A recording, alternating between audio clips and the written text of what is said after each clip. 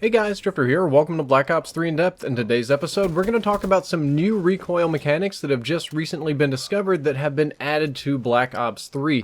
Some of the guys at the Kirsten forums were digging around and they found some new variables that govern recoil in Black Ops 3 and might show up in future COD games.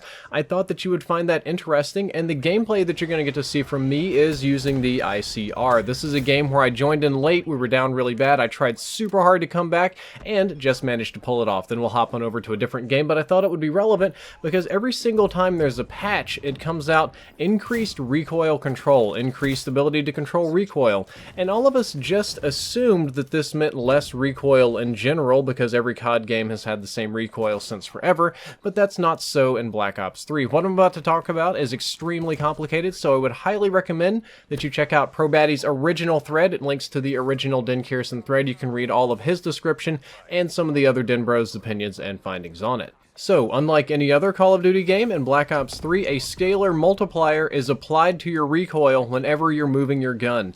Now, in the thread and things, you'll see it as turning and pitch and yaw, but basically that means any time that you're aim down sights and moving your gun left, right, up, down, or trying to track a target or control your recoil, or doing pretty much anything other than just holding the trigger and letting it go, there's an extra multiplier that is applied only when you're moving the weapon, and that is very new in Call of Duty games. Previously, that has been completely unchanged. However, this time there are two actual multipliers. One is for moving away from the current direction of your recoil, and one is for moving into the current direction of the recoil. And as you can probably guess, if you move away from the recoil or fight the recoil, the scalar is less than 1, so it's kind of a negative multiplier, or it decreases the amount of recoil that you're going to be experiencing. However, if you move into the recoil, it's greater than 1, or increases your recoil and scales it up and makes it kick dramatically more.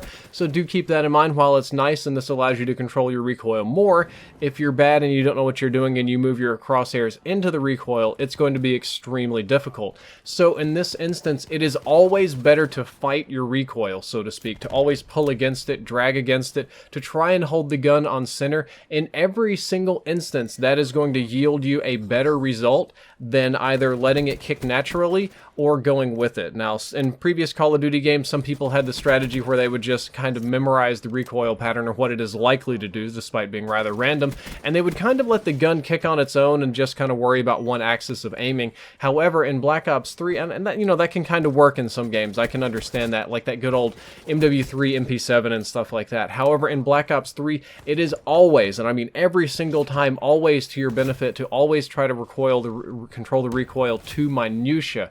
However, this does make it more difficult to track targets that are moving. If you think about people that are constantly moving and bouncing around the map, if a person moves against the natural direction of your gun's recoil and you have to drag the gun while you're shooting, your recoil actually gets dramatically increased. It scales up and becomes worse.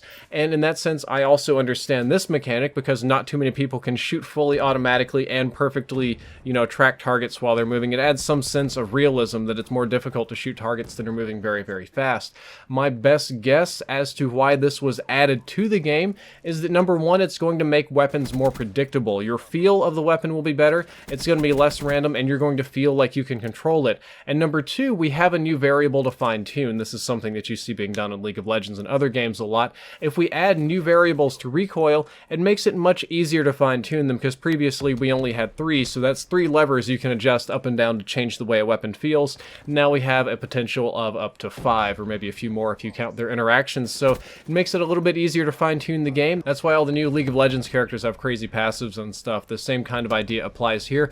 More variables means better fine-tuning, and when you see those patch notes that says increased ability to control recoil, you know what we're talking about.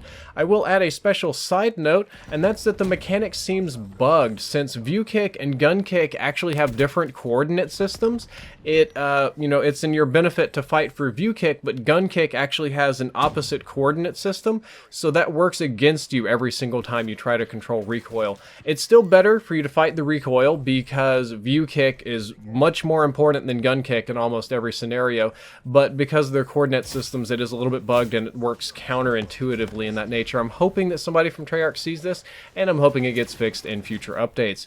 Guys, that is all for this episode of Black Ops 3 In Depth. I hope that you enjoyed it. I hope that you learned something useful. If you did, don't forget to like, favorite, and subscribe. The previous episode was on my HVK 30 Best Rushing class, and the next episode I gotta keep top secret for now. Drifter out.